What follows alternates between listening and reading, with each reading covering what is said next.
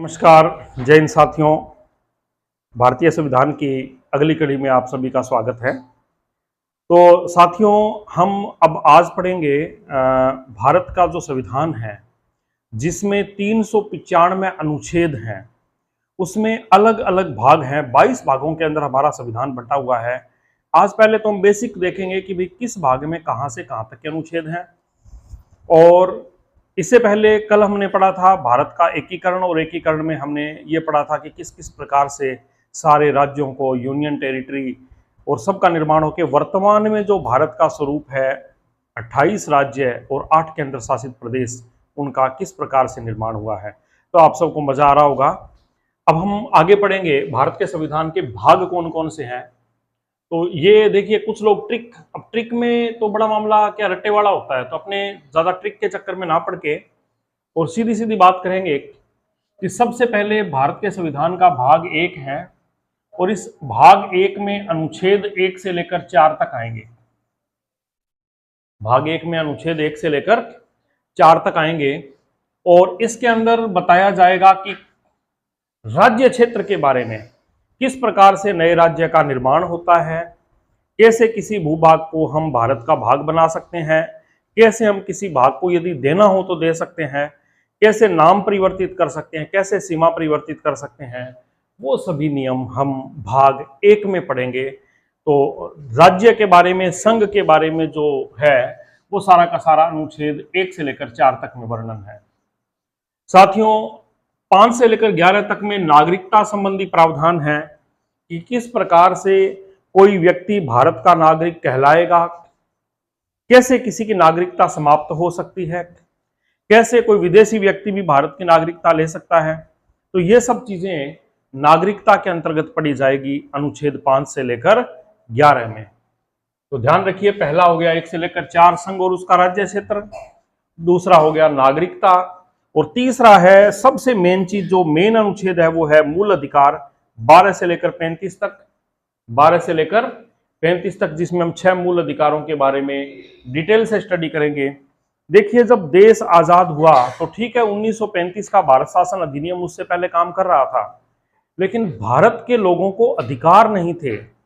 ना तो उनको स्वतंत्रता थी, ना समानता थी, ना अपनी बात अभिव्यक्त करने का अधिकार था, ना धार्मिक स्वतंत्रता थी, ना अल्पसंख्यकों के और के हित सुरक्षित थे। तो ऐसे में जो हमारे देश को सबसे मेन चीज जो आजादी के बाद में मिली, वो थी मूल अधिकार। क्या थी? मूल अधिकार। तो मूल अधिकार मेन चीज थी। अब देखिए, मूल अधिकार का यदि हनन होता है तो हम कहां जाते हैं? हम सुप्रीम कोर्ट में या हाई कोर्ट में सीधे जा सकते हैं। हमें थाने में मुकदमा दर्ज कराने की जरूरत नहीं है कि साहब मेरे मूल अधिकार का हनन हो गया। मूल अधिकार का हनन हुआ, सीधा हाई कोर्ट जाइए, सुप्रीम कोर्ट जाइए, वो रक्षा होगी। ये आजादी के बाद मेन चीज थी। और उसके बाद में है राज्य के नीति के निर्देशक तत्व। मतलब एक देश के, चाहे नागरिक की बात करें या राज्य के लिए बात करें, राज्य जो भी नीति का निर्माण करेगा कि हमें कैसे शासन चलाना है, तो वो नीति अब समय के साथ में बदलती जाएगी, लेकिन बदलनी नहीं है। आपको मेनली जो नीतियां हैं वो बताई गई है नीति निर्देशक तत्व में। कहां पे बताई गई है? नीति निर्देशक तत्व में, जो भारतीय संविधान में भाग 36 से लेकर 51 तक जिनका वर्णन है। नीति निर्देशक तत्व हमें ये देखना पड़ता है कि देखो, वैसे तो मेरा मानना है, व्यक्तिगत यदि बात करो तो इस देश के प्रत्येक नागरिक को 3 चीजों का तो पता होना ही चाहिए। एक बात मूल अधिकार। अब व्यक्ति को यह पता है मेरे अधिकार क्या हैं, है ना, तो उसको दूसरी चीज ये भी पता होनी चाहिए कि अधिकार के साथ उसके कर्तव्य क्या है। भाई, मेरे अधिकार है कि मुझे सफाई मिले मेरी गली के अंदर, लेकिन मेरा कर्तव्य है कि मैं भी गंदगी ना फैलाऊं। मेरा अधिकार है कि मुझे बोलने का अधिकार मिले, लेकिन मेरा कर्तव्य यह भी बनता है कि मैं दूसरे को भी बोलने का अवसर दूं, है ना। तो अधिकार के साथ साथ में हर नागरिक को मूल कर्तव्य है, जो स्वर्ण सिंह समिति की सिफारिश के ऊपर बाद में जोड़े गए थे। मूल कर्तव्य 51A के अंदर है। 51A सरदार स्वर्ण सिंह समिति की सिफारिश पर ये जोड़े गए थे। ये 51A के अंदर है, और ये भाग 4A में जोड़े गए हैं। तो व्यक्ति को मूल अधिकार का पता होना चाहिए, मूल कर्तव्य का पता होना चाहिए। अब बात है वोट देने की। अब देश में हर व्यक्ति को, चाहे वो शराबी है, चाहे वो भारत रत्न से सम्मानित है, चाहे वो कोई बुरा है, चाहे कोई अच्छा है, प्रत्येक व्यक्ति को वोट देने का अधिकार है। बस केवल मानसिक विक्षिप्त या जेल में बंद कैदी को नहीं है, बाकी सबको वोट देने का अधिकार है। अब वोट किस आधार पे दे? कोई तो कहता है जी फला व्यक्ति है ना, वो बहुत बढ़िया बोलता है, हमारे परिवार में संपर्क बहुत है, उसने हमारा झगड़ा नहीं पिटवा दिया। अब वो ऊपर क्या कर रहा है क्या नहीं, देश हित में काम कर रहा है कि नहीं, लोग कहेंगे हम तो इसको वोट देंगे। अब वोट देने का आधार क्या होना चाहिए? तो ध्यान रखिए, राज्य के नीति निर्देशक तत्व हैं, इसके बारे में देश के प्रत्येक नागरिक को विस्तार से पता होना चाहिए। और ये ध्यान रखें, चाहे हमारे व्यक्तिगत संबंध किसी के साथ कितने भी अच्छे या बुरे क्यों ना हो, यदि वो सत्ता नीति निर्देशक तत्व की अनुपालना नहीं कर पा रही है, वो राज्य के नीति निर्देशक तत्वों से हट के काम कर रही है, तो वो वोट देने के अधिकारी नहीं है। क्योंकि नीति निर्देशक तत्व का यदि कोई सरकार उल्लंघन करती है तो आप न्यायालय में नहीं जा सकते, उसके न्यायाधीश आप खुद ही हैं। आप यदि नीति निर्देशक तत्व का कोई उल्लंघन करता है तो आप उस सरकार को सत्ता से बाहर कर सकते हैं, आप सिर्फ वोट से खुद ही न्याय करेंगे, इसके लिए आप न्यायालय में नहीं जा सकते। देखिए, मूल अधिकार जो है उसके लिए आप न्यायालय में जा सकते हैं। मूल कर्तव्य और नीति निर्देशक तत्व, ये आपकी आत्मा की आवाज है और ये सरकार की आत्मा की आवाज है। आपकी आत्मा की आवाज में मूल कर्तव्य बताए गए हैं, आप अपनी अंतरात्मा से उनको पालन कीजिए। और सरकार की आत्मा की आवाज में नीति निर्देशक तत्व बताए गए हैं कि कोई भी सत्ता इन नीति निर्देशक तत्वों की अनुपालना करे ही करे। तो आप में अब जिज्ञासा उठ रही होगी कि हमें सर फटाफट बताइए हमारे कर्तव्य क्या हैं, और हमें यह भी बताइए कि सरकार को किन निर्देशक तत्व दिए गए हैं संविधान में जिनके आधार पर उनको सत्ता चलानी चाहिए। तो थोड़ा धैर्य रखें, एक साथ में नहीं पढ़ा जाएगा, तीनों को हम बहुत बढ़िया तरीके से डिटेल में पढ़ेंगे। और पांचवा जो भाग है जिसमें संघ के बारे में बताया गया है, ये 52 से लेकर 151, ये थोड़ा एक गलती से आ गया, 52 से लेकर 151 भाग जिसमें संघ के बारे में बताया गया है, जिसमें राष्ट्रपति आ जाता है, उपराष्ट्रपति आ जाता है, संसद आ जाती है, लोकसभा आ जाती है, राज्यसभा आ जाती है, पूरी प्रक्रिया आ जाती है इसमें। और 152 से लेकर 237 में राज्य को बताया गया है। इसको बताया गया है राज्य को। और अनुच्छेद 238 हुआ करता था, जो भाग 7 में था, इसको हटा दिया गया है, निरसित कर दिया गया है, इसको हटा दिया गया है, संविधान से हटा दिया गया है, इसका कोई उपयोग नहीं था। 8वां भाग जो है 239 से लेकर 242 अनुच्छेद है, और 8वें भाग के अंदर यूनियन टेरिटरी या संघ शासित प्रदेशों के बारे में बताया गया है। ठीक है, यूनियन टेरिटरी। और आपको पता है कि भाग 9 में पंचायती राज व्यवस्था को बताया गया है, जिसमें 243 से लेकर 243 ओ तक के अनुच्छेद आते हैं भाग 9 के अंदर पंचायती राज व्यवस्था। और 9A के अंदर नगरीय निकाय, जिसमें देखो पहले बताया गया है 9 के अंदर पंचायती राज व्यवस्था।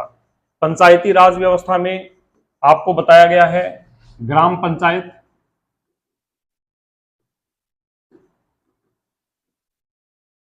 पंचायत समिति और जिला परिषद, त्रिस्तरीय पंचायती राज व्यवस्था है। ये त्रिस्तरीय पंचायती राज व्यवस्था है। गांव के अंदर ग्राम पंचायत है ना, ब्लॉक स्तर पे पंचायत समितियां आ गई, और जिला स्तर पे जिला परिषद आ गया। इन सब का उल्लेख है अनुच्छेद 243 से लेकर 243 ओ, नो पंचायती। अरे यहाँ नो पंचायती, कोई पंचायती नहीं करेगा भाई यहाँ, है ना। लोग कह देते ना मिनट में, कोई जाके इंटरफेयर करता है, no panchayati, here is not no panchayati, या पंचायती नहीं चाहिए हमें। तो 9 नंबर पे क्या है? पंचायती राज व्यवस्था। अब 9A में है नगरीय निकाय। नगरीय निकाय में नगर पालिका, नगर परिषद और नगर निगम आए गए हैं। और आप सबको ये पता है कि ये सब के सब कब जोड़े गए हैं? 1993 में। कब जोड़े गए हैं? 1993 के अंदर ये जोड़े गए हैं। ये है नगरीय निकाय, जिसमें नगर पालिका, नगर निगम और नगर परिषद आते हैं। और ABCDEFGHIJKLMNO तक तो आ गया पंचायती राज।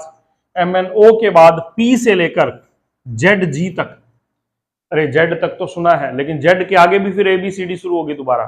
जेड जी तक नगरीय निकायों के बारे में बताया गया है। समझ में आ गया? नगरीय निकाय का मतलब है नगर पालिका, नगर पालिका, नगर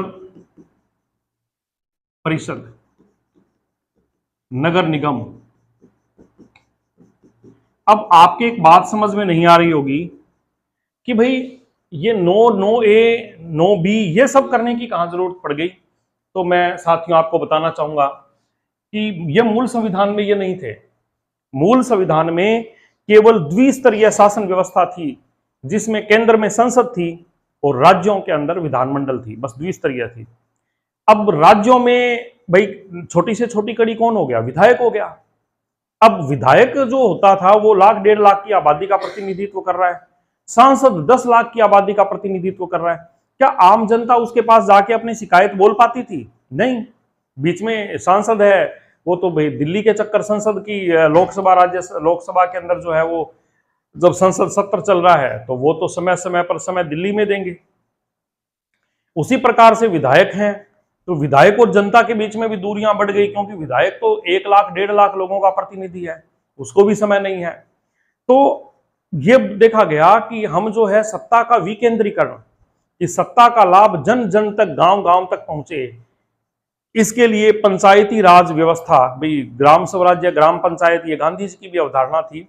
तो पंचायती राज व्यवस्था को 93वां और 94वां संविधान संशोधन के जरिए ये जोड़े गए थे। कब? 1993 के अंदर। तो एक तो पंचायती राज व्यवस्था और एक नगरीय निकाय, ये बाद में जोड़े गए थे, इसलिए इसे भाग 9(9)A नाम दिया गया है। समझ में आ गई होगी? यह अनुच्छेद जरूर ध्यान रखिएगा, वैसे हम बाद में बहुत डिटेल से पढ़ेंगे। पंचायती राज 243 से 243O तक है और नगरीय निकाय है साथियों 243P से लेकर 243ZG तक। अब है सहकारिता। आप सब ने पढ़ा है कि 97वें संविधान संशोधन के द्वारा, कॉन्स्टिट्यूशनल अमेंडमेंट, सहकारिता, देश में मिलजुल कर लोग कोऑपरेटिव मतलब आपस में मिलजुल कर ऋण देवें, उत्पादन करें और लाभ प्राप्त करें, और जो सरकार की मंशा है उसे पूरा करने में सहयोग करें। तो सहकारिता 243G के बाद में H से लेकर 243ZT, ये 2T नहीं है भाई, ZT, 243ZH से लेकर ZT तक सहकारिता को हमारे संविधान का हिस्सा बनाया गया। 97वां संविधान संशोधन। समझ में आ गई बात? कुल मिला के 9(A) 9(B) ये मूल संविधान में नहीं थे साथियों। 9 में कौन है? पंचायती राज, ये बाद में जोड़ा। नगरीय निकाय 9(A) में, ये कब जोड़ा? ये भी बाद में जोड़ा। और सहकारिता, इसको भी बाद में जोड़ा गया। सहकारिता का मतलब समझिए, जैसे सहकारी समिति, कुछ लोग मिलके और एक कोऑपरेटिव सोसाइटी बनाएंगे, सहकारी जो है वो समिति बनाएंगे, और सहकारी समिति में वो लोग क्या करेंगे, जैसे कुछ लोग महिलाएं मिलके और कहते हम तो जी पापड़ बड़ी का काम कर रहे हैं और हमने एक अपनी समिति बना ली है ना, तो स्वयं सहायता समूह बना लिया है। तो सरकार क्या करेगी, उनको कम ब्याज पर ऋण देगी, उनके उत्पादन की हुई चीजों को, निर्यात को प्रोत्साहन करेगी, उनको बेचने के लिए बाजार, ग्रामीण हाट वगैरह उपलब्ध करवाएगी। इसी प्रकार से सहकारी बैंक बनाए गए हैं, जहां से जो लोग सहकारिता के माध्यम से काम करना चाहे उनको लोन मिलेगा। तो सहकारिता, हम आज यदि मिलकर चाहे सहकारी समिति बनाएं कि जी 500-700 लोग मिलकर और एक कमेटी बना लें और हम सब मिलकर टीचर रखें और हम सब अपने बच्चों को वहीं पढ़ाएंगे, तो एक कोऑपरेटिव सोसाइटी हो गई। और वो सोसाइटी आपकी सहकारी समिति के अंदर रजिस्टर्ड हो सकती है, उसे तमाम लाभ मिल सकते हैं। तो ये जो सहकारिता है, इसे संवैधानिक दर्जा दिया गया 97 कॉन्स्टिट्यूशनल अमेंडमेंट के जरिए। अब 10वें भाग के अंदर 244 से 244A तक है, जिसमें अनुसूचित जाति और जनजातीय क्षेत्रों के बारे में विस्तार से बताया गया है। ठीक है, ये मैं थोड़ा शॉर्ट में ही करूंगा क्योंकि हमें बहुत अभी पढ़ना है, ज्यादा हम वीडियो को लंबे नहीं खींच सकते। अब देखो 11वें के अंदर संघ और राज्यों के बीच में संबंध का उल्लेख है 245 से 263 तक। संघ और राज्यों के वित्तीय संबंध, 264 से लेकर 300A तक है, जिसके अंतर्गत आप संचित निधि, लोक निधि किस प्रकार से जो है वो केंद्र सरकार कर इकट्ठे करेगी, राज्यों में बंटवारा कैसे करेगी, जीएसटी कैसे होगी, वो सब इसमें है। राज्यों के मध्य व्यापार वाणिज्य 301 से लेकर 307 तक है। कॉमर्स 13 नंबर पे कॉमर्स व्यापार वाणिज्य। 14 नंबर पे आती है केंद्र और राज्यों के अधीन सेवाएं 308 से लेकर 323 तक, और यहीं पर संघ लोक सेवा आयोग का भी उल्लेख है, राज्य लोक सेवा आयोग का भी उल्लेख है, और अखिल भारतीय सेवाओं के बारे में भी इसी भाग में बताया गया है, भाग 14 में। अब आ गया भाग 14A, जिसमें न्यायाधिकरण के बारे में बताया गया है। वो ज्यादा कुछ नहीं है, 15 भाग के अंदर निर्वाचन के बारे में बताया गया है।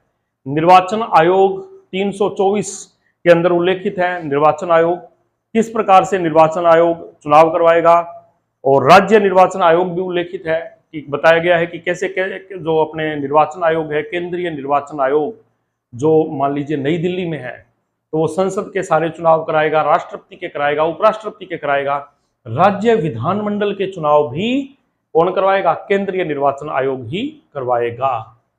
कुछ वर्ग के लिए विशेष प्रावधान 330 से लेकर 342 आपने पढ़ा है। आर्टिकल 330, आर्टिकल 330, 331, 332 और 333। 330 के अंदर क्या कहा है, संसद के अंदर SC ST आरक्षण के कितनी सीटें होगी, SC ST आरक्षण के बारे में बताया गया अनुच्छेद 330 में। 332 में बताया गया है विधानमंडल में आरक्षण, SC ST आरक्षण। 331 में एंग्लो इंडियन समुदाय, संसद में, लोकसभा में एंग्लो इंडियन समुदाय।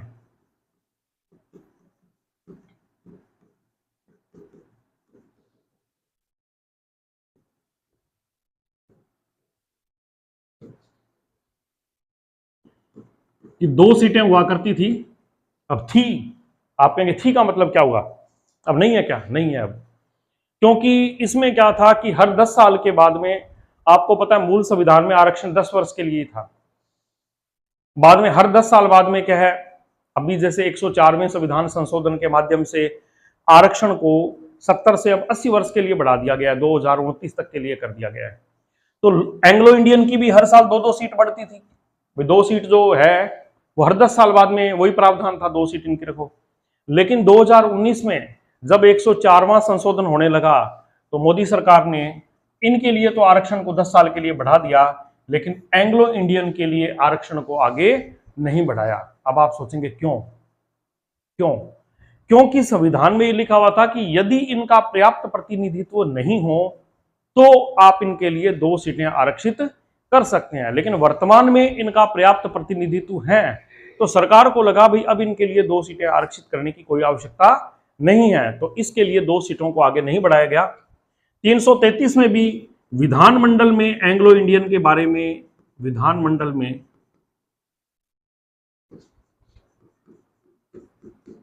एंग्लो इंडियन का आरक्षण,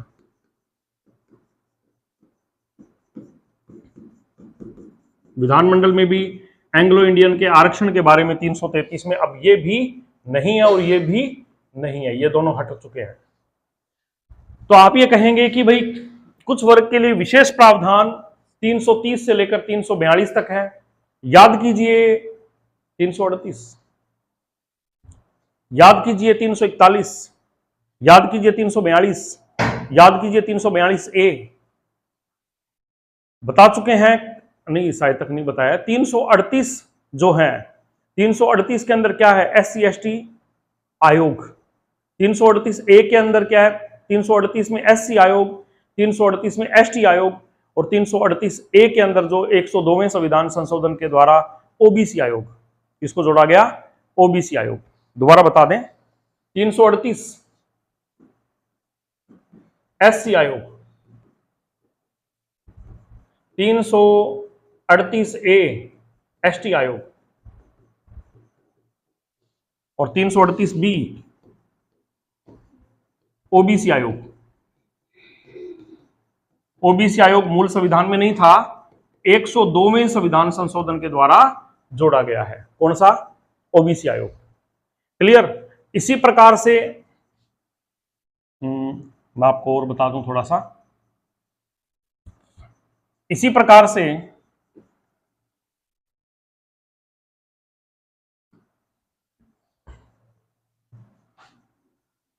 तीन सौ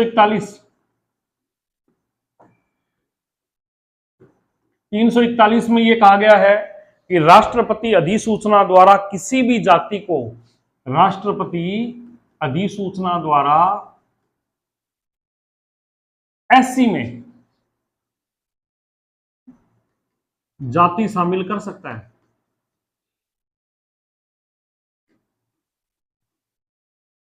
अधिसूचना के द्वारा किसी भी जाति को एससी में शामिल कर सकता है। 342 में क्या था? राष्ट्रपति अधिसूचना द्वारा किसी भी जाति को एसटी में शामिल कर सकता है, अनुसूचित जनजाति में शामिल कर सकता है। और इसमें कहा राष्ट्रपति अधिसूचना द्वारा किसी भी जाति को ओबीसी में शामिल कर सकता है। ये ओबीसी वाली बात मूल संविधान में नहीं थी, 102वें संविधान संशोधन के द्वारा ये बात जोड़ी गई थी, 102वें कॉन्स्टिट्यूशनल अमेंडमेंट के जरिए। तो आप समझ पा रहे हैं कि जो 338 से लेकर और 342 तक का जो मामला था वो कुछ विशेष के लिए विशेष प्रावधान वाली बात थी, कुछ विशेष वर्गों के लिए। विशेष वर्ग कौन से? SC, ST, OBC. अब राजभाषा के बारे में बताया गया है 343 से लेकर 351। हमारी राजभाषा हिंदी है, अंग्रेजी है, क्या है वो हम पढ़ेंगे आगे। आपातकालीन प्रावधान 352, 356, 360 आप पढ़ चुके हैं? पढ़ चुके नहीं, आगे हम पढ़ेंगे।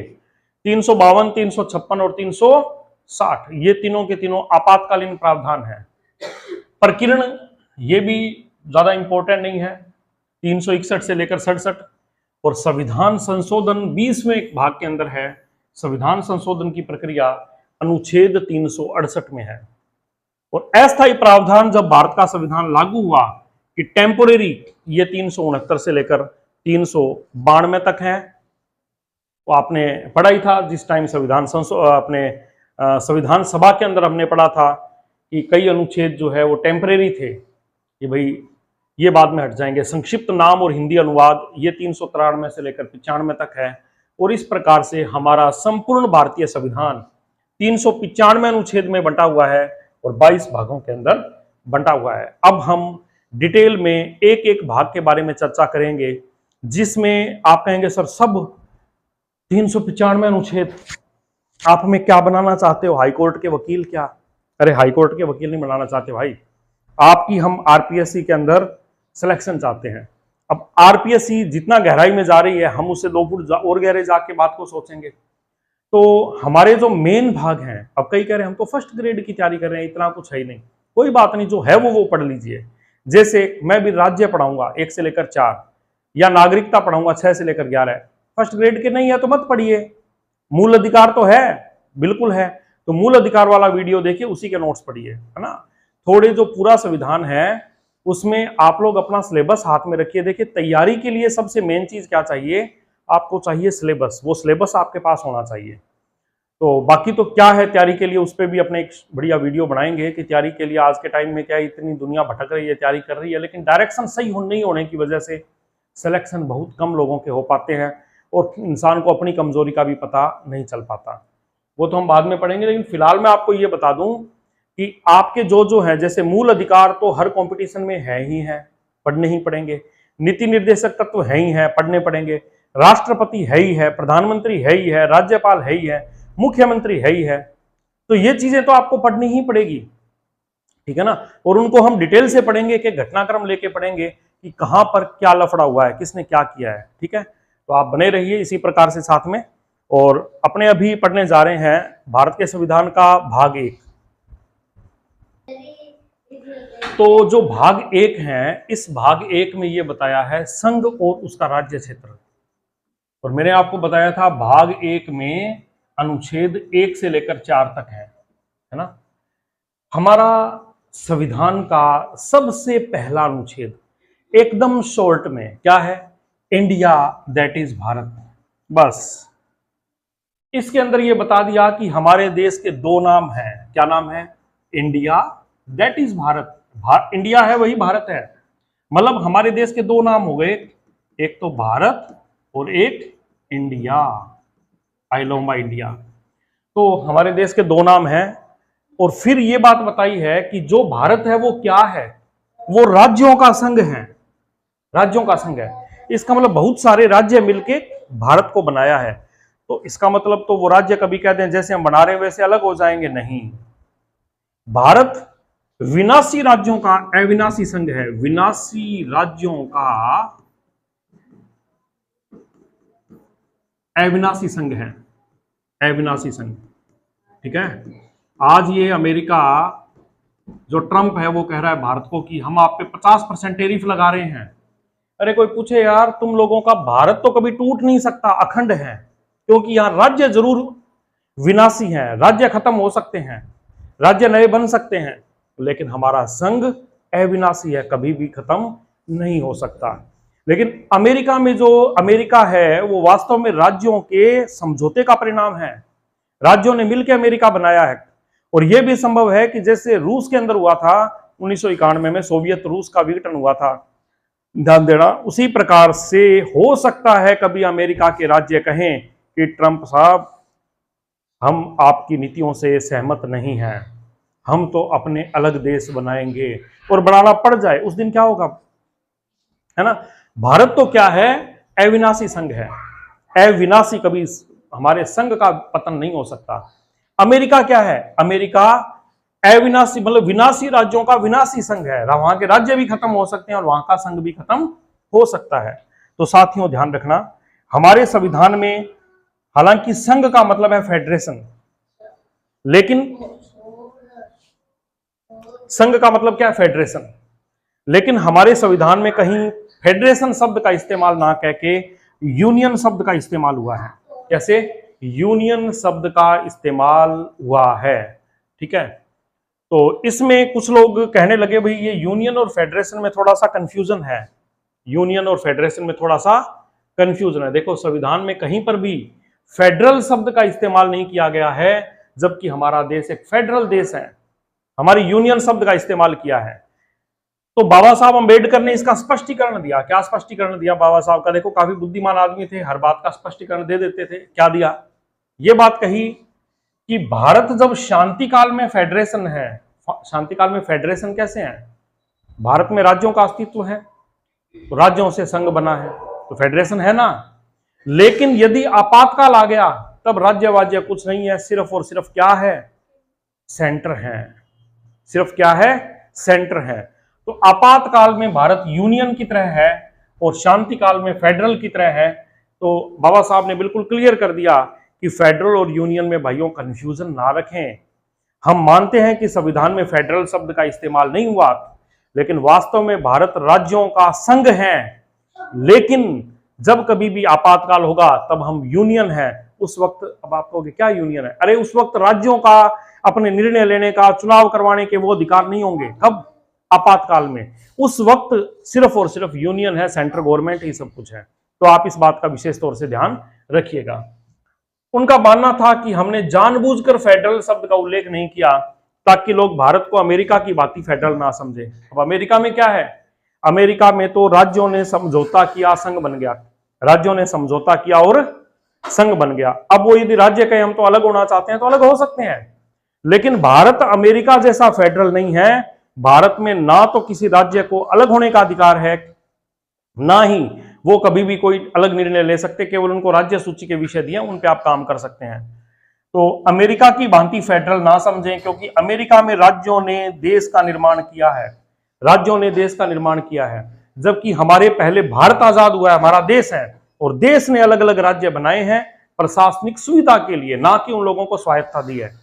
देश ने राज्यों का, जबकि भारत में क्या है? सदियों से भारत एक राष्ट्र है, अखंड राष्ट्र है, और इस राष्ट्र ने राज्यों का निर्माण किया है। समझ गए? अमेरिका ने तो राज्यों ने मिलकर बोला हम अमेरिका बना रहे हैं, और भारत ने कहा नहीं, भारत एक देश है, उसने प्रशासनिक सुविधा के लिए राज्यों का निर्माण किया है। तो भारत का फेडरेशन अमेरिका की तरह नहीं है, हम एक्चुअल में तो यूनियन ही है। अब फेडरल मतलब का मीनिंग थोड़ा और समझिए कि ये बहुत सारे राज्य हैं, ठीक है, और इन राज्यों ने मिलके क्या बना लिया, संघ। क्या बना लिया, संघ। यही फेडरेशन है, राज्यों से ही संघ बना है। ऐसा ही भारत में, ऐसा ही अमेरिका में है। लेकिन अमेरिका में क्या है, इन राज्यों ने मिलकर समझौता किया, बोले अपने एक संघ बनाएंगे। भारत में पहले संघ है, पहले देश है, और उस देश ने राज्यों के अंदर पूरे देश को विभाजित किया है केवल प्रशासनिक सुविधा के लिए। जैसे हम घर के अलग अलग कमरे बना लेते हैं, ये कमरा जो है वो बेडरूम है, ये हमारा, हम अपनी सुविधा के अनुसार। इसका मतलब ये नहीं है कि हमने घर के टुकड़े कर दिए। वैसे ही भारत ने राज्य बनाए हैं, देश के टुकड़े नहीं किए प्रशासनिक सुविधा के लिए। लेकिन अमेरिका में ऑलरेडी वो टुकड़े हैं और उन टुकड़ों ने मिलकर संघ का निर्माण किया है। तो संघ शब्द को ही हम फेडरल कहेंगे। संघीय, संघीय जो है ना, संघीय शब्द के लिए ही इंग्लिश में फेडरल का इस्तेमाल किया गया है। हालांकि है फेडरल, लेकिन हमारे में हम कहीं सोचें अमेरिका की तरह हमारे भी राज्य कभी अलग ना हो जाए, नहीं होगा। क्योंकि हमारे में हम एक्चुअल में आपातकाल में यूनियन है, हम फेडरल नहीं है।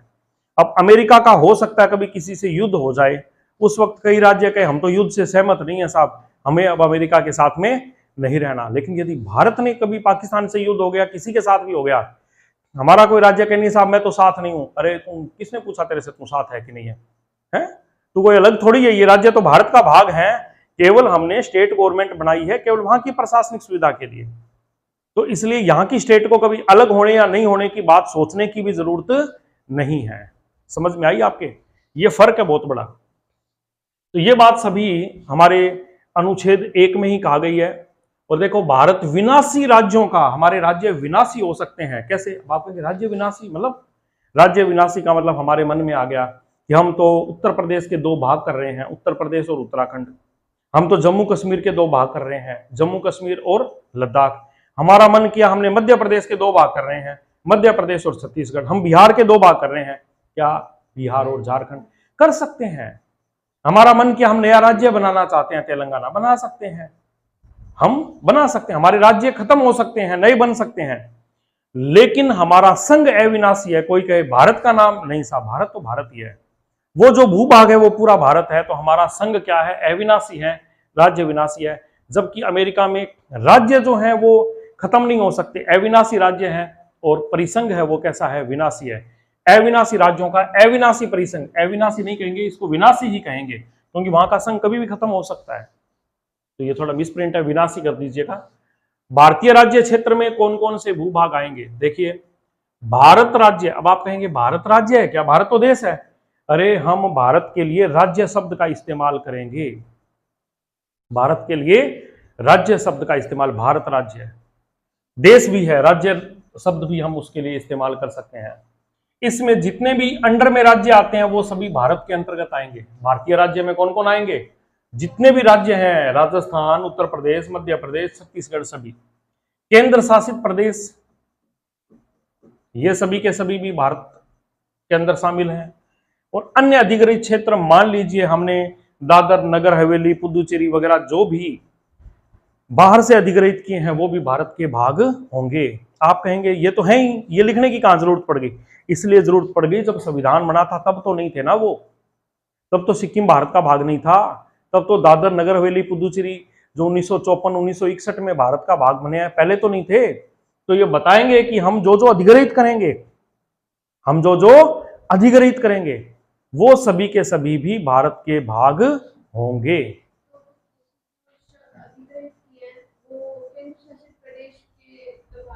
देखो, जो अधिग्रहित किए हैं वो भारत के राज्य भी बन सकते हैं, केंद्र शासित प्रदेश भी बन सकते हैं। जैसे दादर, नगर हवेली, है ना, पुदुचेरी, इनको हमने केंद्र शासित प्रदेश बनाया है। जबकि जो क्षेत्र जैसे सिक्किम है, सिक्किम को हमने अधिग्रहित किया, गोवा को अधिग्रहित किया, उनको क्या बनाया? राज्य बनाया है। तो कुछ भी बना सकते हैं, वो सेंट्रल गवर्नमेंट पे निर्भर करता है कि प्रशासनिक सुविधा के लिए वो उसे राज्य बनाए या केंद्र शासित प्रदेश बनाए। वो सभी भारतीय राज्य के भाग हैं। भारतीय संविधान क्यूसाई फेडरल, अर्ध परिसंघीय, अर्ध परिसंघीय है, मतलब संघ भी है और थोड़ा राज्य को भी स्वायत्ता है। तो ये था हमारा अनुच्छेद 1 जो आपने डिटेल से पढ़ा है। अब देखिए अनुच्छेद 2। अनुच्छेद 2 में यह कहा गया है कि संसद को यह अधिकार देता है कि वह जो भी शर्तें उसे उचित लगे उनके आधार पर किसी भी नए राज्य की स्थापना कर सकता है, उसे भारतीय संघ में मिला सकता है। पहले तो बताया है, पहले में तो क्या बताया है कि भारतीय राज्य क्षेत्र क्या क्या है, और दूसरे में यह बताया है कि यदि संसद चाहे तो नए राज्य की स्थापना भी कर सकती है, और कोई दूसरे से हमें राज्य लेना है, भाग लेना है, उसको भी भारतीय संघ में मिला सकती है। यह अनुच्छेद इंडियन यूनियन टेरिटरी भारतीय संघ के बाहर के क्षेत्रों के लिए है। किसके लिए? जो समझिए आप, कोई क्षेत्र जो भारत का भाग नहीं था, कब? जब संविधान लागू हुआ, और उसके बाद में कोई क्षेत्र भारत का भाग बन गया, जैसे सिक्किम बन गया, दादर नगर हवेली बन गया, तो संसद को यह अधिकार है कि वो उन्हें क्या बना दे, नए राज्य की स्थापना भी कर सकता है और उसे भारतीय क्षेत्र में मिला भी सकता है। ये सारे अधिकार संसद को हैं। ये किसके लिए बताई है? दूसरे में, दूसरा अनुच्छेद है वो भाग जो भारत का भाग संविधान लागू होते समय नहीं था, है ना। जैसे हम कहते हैं कि संयुक्त प्रांत जो बाद में यूपी बना, क्या उसके लिए है? नहीं, वो तो भारत का भाग था पहले। राजस्थान के लिए ये नहीं है, राजस्थान तो पहले से ही भारत का भाग था। कौन सा नहीं था? दादर नगर हवेली, पुदुचेरी, गोवा, दमन दीव, ये दूसरों से लिए हैं, पुर्तगालियों से, फ्रांसीसियों से लिए हैं। तो उन सब क्षेत्रों के लिए अनुच्छेद 2 है। समझ में आ गई बात? पहले में बताया भारतीय राज्य क्षेत्र कौन सा है, दूसरा है जो भारत के क्षेत्र से बाहर का कोई भाग है उसे हम कैसे भारत का राज्य बनाएंगे, और तीसरे में यह कहा है कि संसद को यह अधिकार है, केंद्र को यह अधिकार है कि वह किसी राज्य का विभाजन कर सकता है, राज्यों की सीमा में कटौती कर सकता है, सीमा में वृद्धि कर सकता है, सीमा में बदलाव कर सकता है, और नाम परिवर्तित कर सकता है। नाम परिवर्तित कर सकता है। इसका मतलब तो यदि कोई कहे हम तो राजस्थान का नाम अलग कर रहे हैं कुछ, है ना, तो संसद कर सकती है, बिल्कुल कर सकती है। राज्य विधानसभा कुछ नहीं कर सकती जी, कुछ नहीं कर सकती।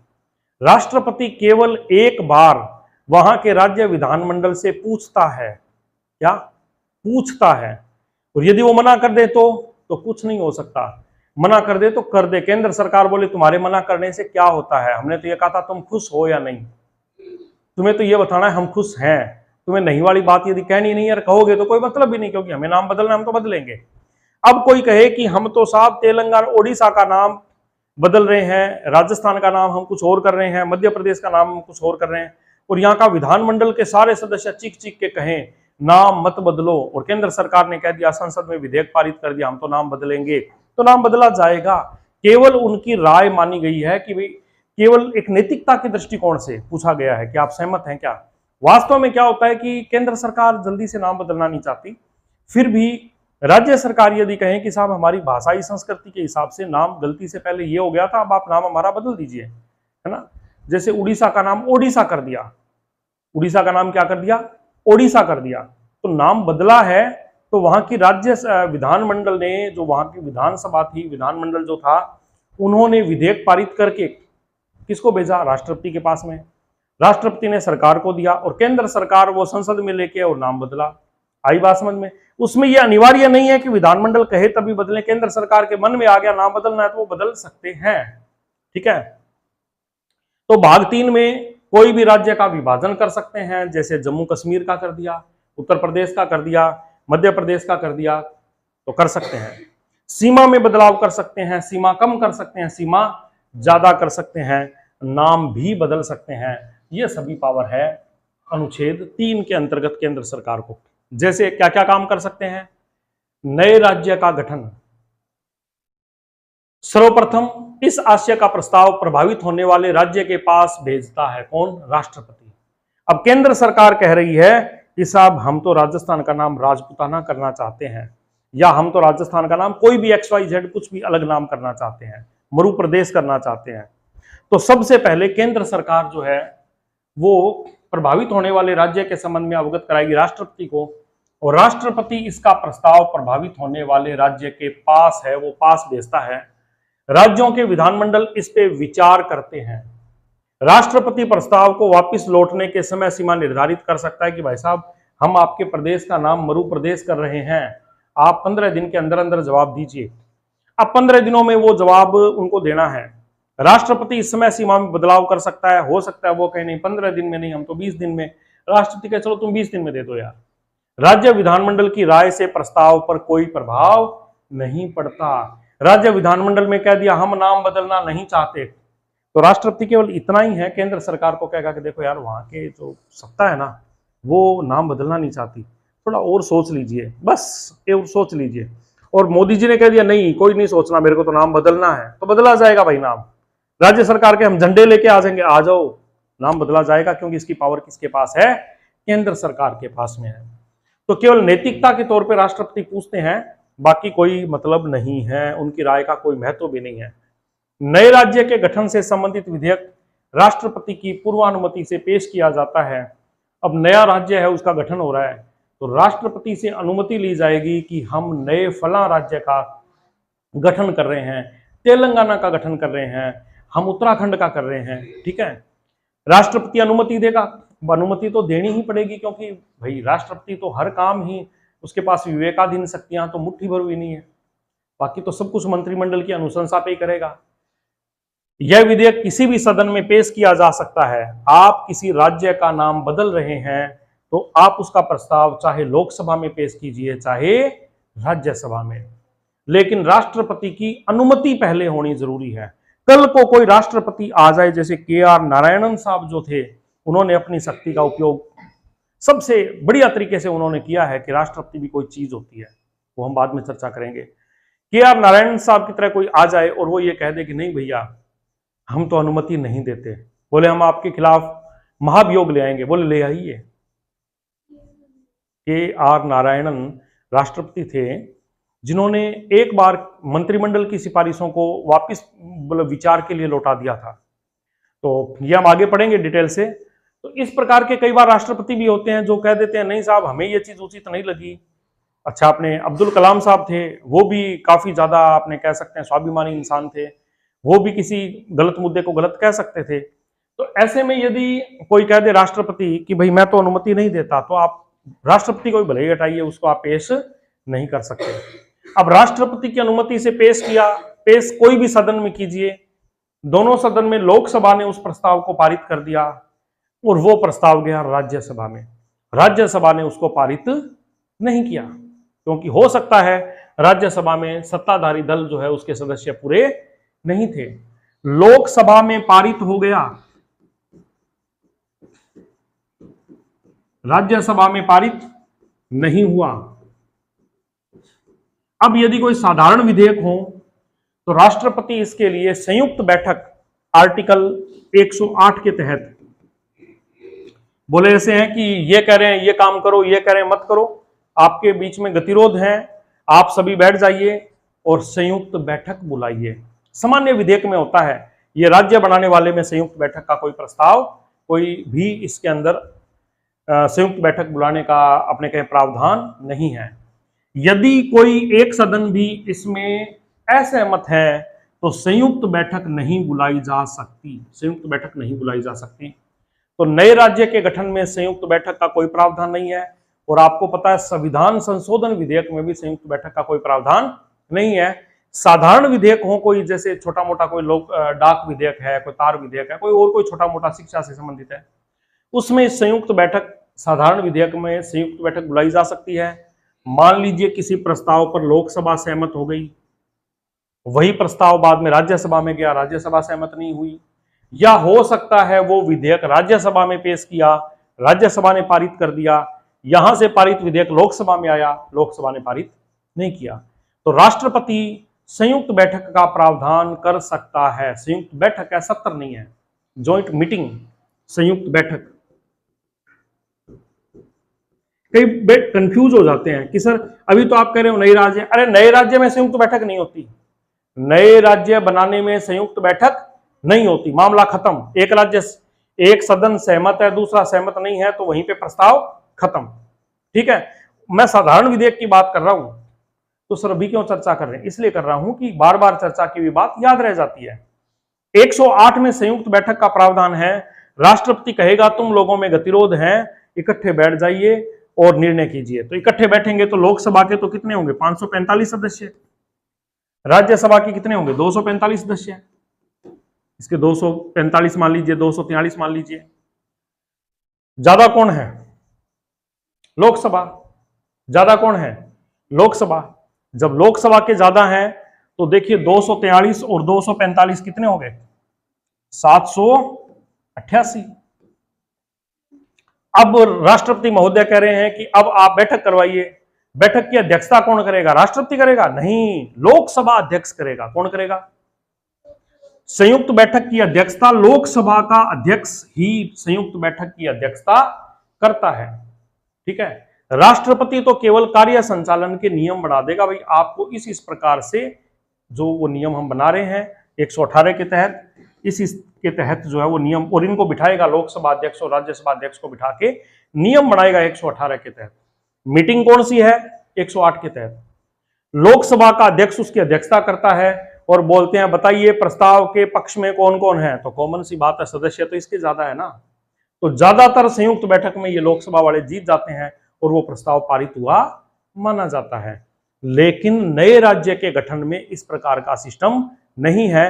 एक सदन ने फेल कर दिया तो फेल है। फिर दोनों सदनों में साधारण बहुमत की आवश्यकता होती है।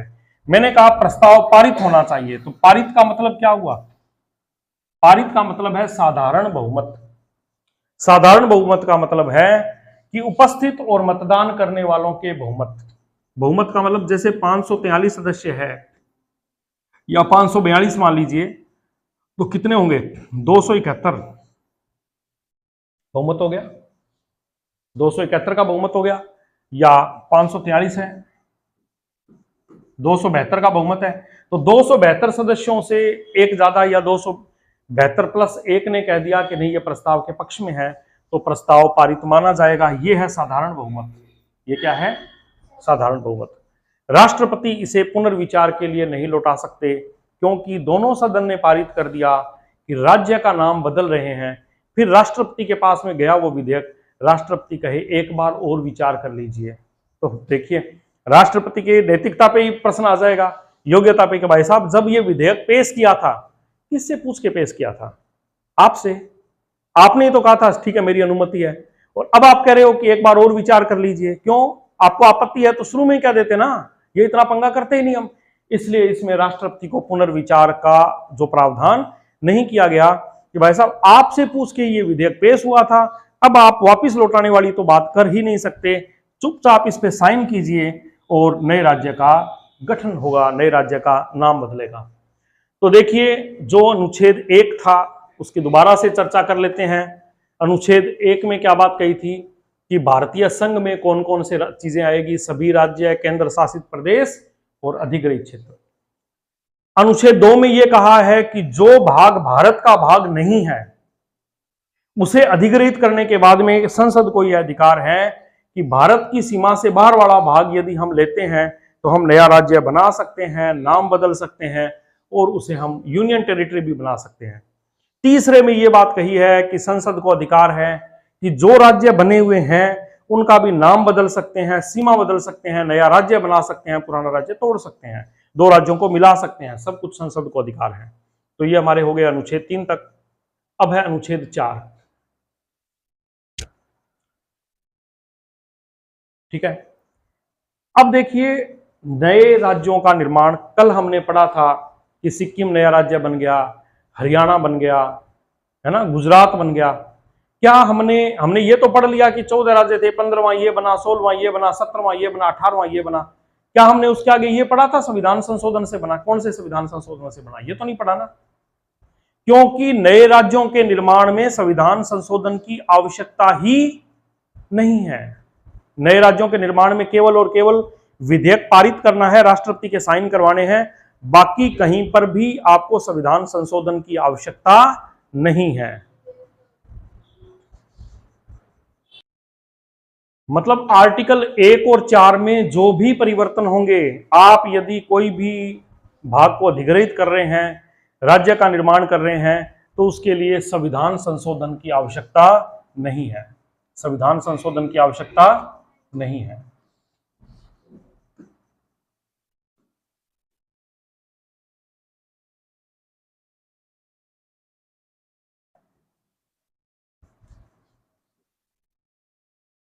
ठीक है।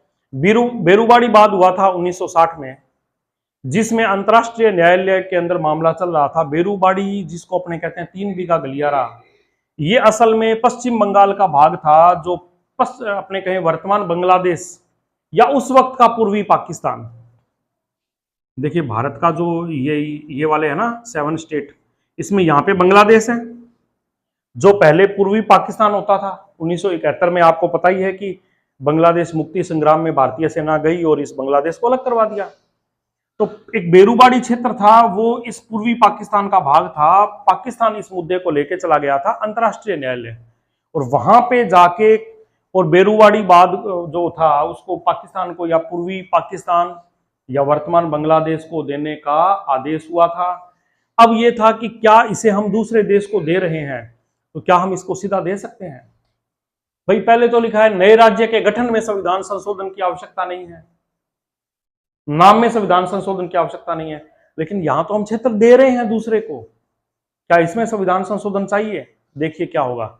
बेरूबाड़ी वाद 1960 में सुप्रीम कोर्ट ने निर्णय दिया कि भारत का कोई भी भूभाग संविधान संशोधन के द्वारा ही दूसरे को दिया जाएगा, क्योंकि पहले बोले कि हम संसद के बहुमत से सीधा प्रस्ताव पारित करवा दें तो भाई नए राज्य का गठन हो सकता है। देखो हम ले लेंगे केवल संसद के प्रस्ताव पारित होने के बाद में। संसद ने कोई राज्य के निर्माण से संबंधित प्रस्ताव पारित कर दिया, नाम परिवर्तन से संबंधित कर दिया, दूसरे देश से कोई हमने स्टेट लिया उसको ग्रहण करने से संबंधित प्रस्ताव पारित कर दिया, हम ले लेंगे। लेकिन हमारा यदि किसी वजह से, पहली बात तो हम देते ही नहीं किसी को भूखंड जो है, बिल्कुल 1 इंच ही नहीं देते। यदि देना पड़ गया कोई अंतर्राष्ट्रीय न्यायालय वगैरह की वजह से, जैसे बेरूबाड़ी बाद में हुआ था, तो फिर उसके लिए संविधान संशोधन होगा या नहीं, ये मामला उस वक्त उठा।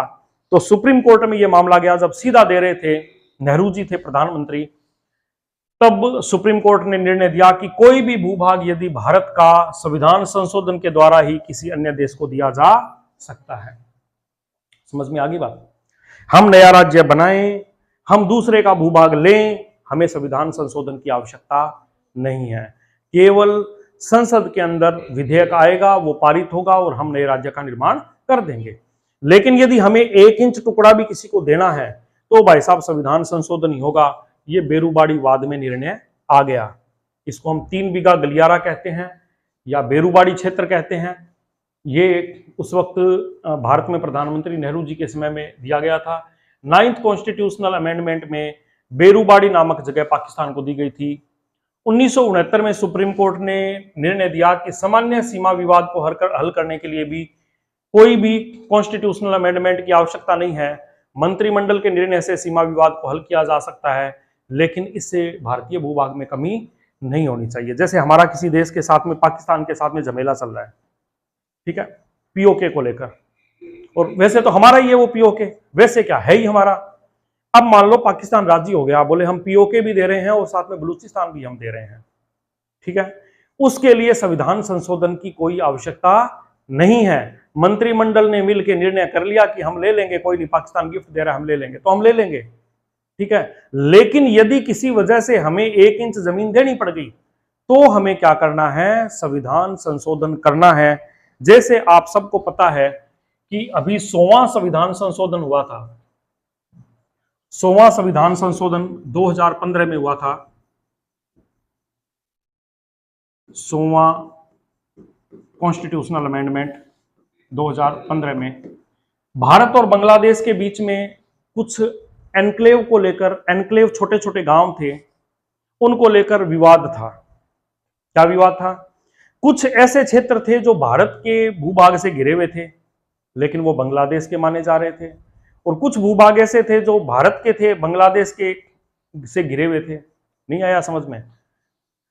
भाई ये इंडिया है, ये बांग्लादेश है। अब यहां पे मान लीजिए कुछ गांव हैं, वो है तो बांग्लादेश के, ठीक है, लेकिन वो भारतीय सीमा से घिरे हुए हैं, तो बांग्लादेश कैसे प्रशासन करें?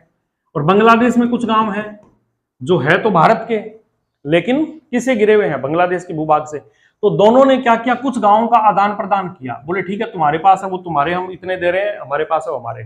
तो उसमें लगभग जो है वो 51 गांव जो थे वो तो दिए गए थे भारत को, और 102 के आसपास गांव दिए गए थे बांग्लादेश को।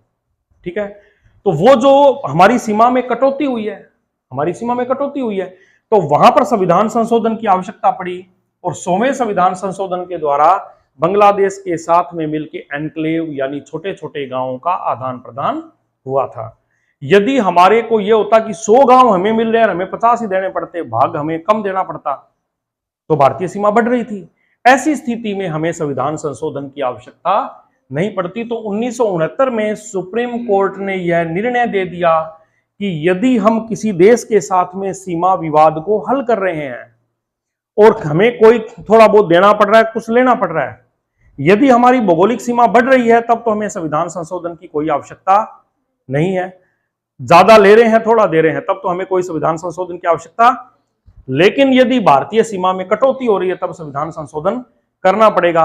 बात सुनिए, सामान्य सीमा विवाद को हल करने के लिए सीए की कोई आवश्यकता, कॉन्स्टिट्यूशनल अमेंडमेंट की कोई आवश्यकता नहीं है। मंत्रिमंडल के निर्णय से भी सीमा विवाद को हल किया जा सकता है। लेकिन क्या है, लेकिन इससे भारतीय भूभाग में कमी नहीं होनी चाहिए, भारतीय भूभाग में कमी नहीं होनी चाहिए। देखिए ये रहा, आ गया आगे 100वां संविधान संशोधन के द्वारा बांग्लादेश के साथ में कुछ गांवों का आदान प्रदान किया गया। 111 गांव, सॉरी मैं 102 शायद बोल गया था, 111 गांव बांग्लादेश को दिए गए और बदले में बांग्लादेश से 51 गांव हमने प्राप्त किए। तो हमें ज्यादा देने पड़े, थोड़े लेने पड़े, क्यों देने पड़े, क्यों लेने पड़े? अरे भाई साहब, ये भी अंतर्राष्ट्रीय न्यायालय का एक निर्णय था, ये भी क्या था, अंतर्राष्ट्रीय न्यायालय का एक निर्णय था जिसके तहत देने पड़े।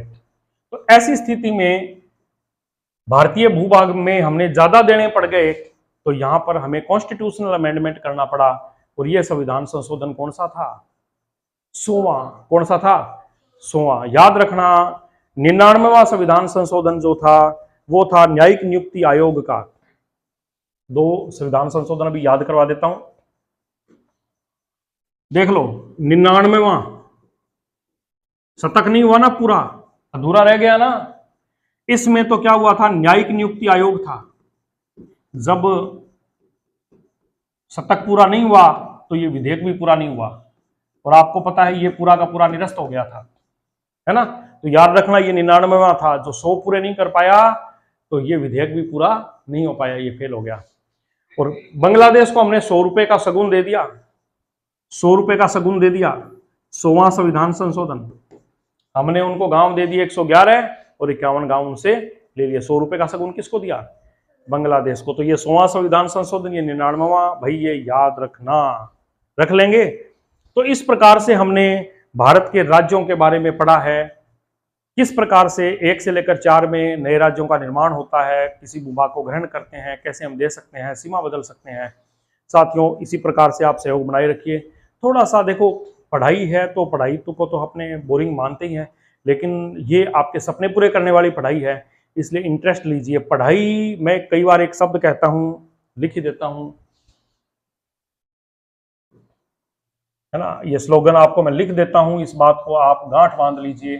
क्या है ये स्लोगन? कोई कहता है संविधान हार्ड है, कोई कहता है कुछ है, तो ध्यान रखिए, पढ़ाई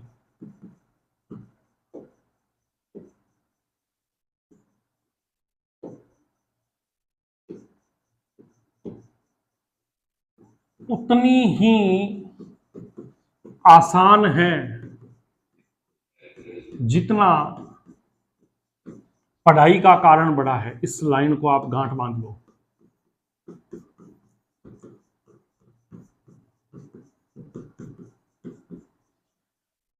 पढ़ाई उतनी ही आसान है जितना पढ़ाई का कारण बड़ा है। अब किसी बच्चे से पूछें तू क्यों पढ़ रहा है, तो वो कहेगा जी क्यों पढ़ रहा हूं, घर वाले काम कराते हैं इसलिए पढ़ रहा हूं। कोई कहेगा क्यों पढ़ रहा हूं, बस पढ़ रहा हूं, दुनिया पढ़ रही है तो मैं भी पढ़ रहा हूं, मेरे दोस्त सारे तैयारी कर रहे हैं तो मैं भी तैयारी कर रहा हूं। एक कहता है भैया मैं तो कुछ भी नहीं, बस पापा जी कह रहे हैं कि ये बिजनेस वगैरह सब संभाल लेना, बहुत करोड़पति हूं, कोई दिक्कत ही नहीं है, बस ये है कि भाई पढ़ाई कर ले तो अच्छा रिश्ता हो जाएगा, छोटा मोटा कारण है। कोई कह रहा है भाई साहब गरीबी से जूझ रहा हूं, समाज के ताने झेल रहा हूं, पिताजी जेल के अंदर है, बेकसूर हैं और आग लगी हुई है कि मुझे तो सिविल सर्विस के अंदर जाना ही जाना है। मुझे तो सिविल सर्विस में जाना ही जाना है ना, तो उस व्यक्ति के लिए पढ़ाई का कारण बहुत बड़ा है। उसको कुछ भी मुश्किल नहीं लगेगा, ना संविधान मुश्किल लगेगा, ना इतिहास मुश्किल लगेगा। तो सबसे पहले तो आपको जरूरत है कि आप अपनी पढ़ाई का कारण बहुत बड़ा बनाइए, तभी आपके पैरों में गति आएगी, दिमाग में गति आएगी, एकाग्रता बनेगी। अन्यथा यदि कारण बड़ा नहीं है तो निश्चित रूप से ये पढ़ाई बहुत मुश्किल है। ठीक है, तो आप लोग इस थॉट पे काम कीजिए, ध्यान दीजिएगा। Thank you, have a nice day.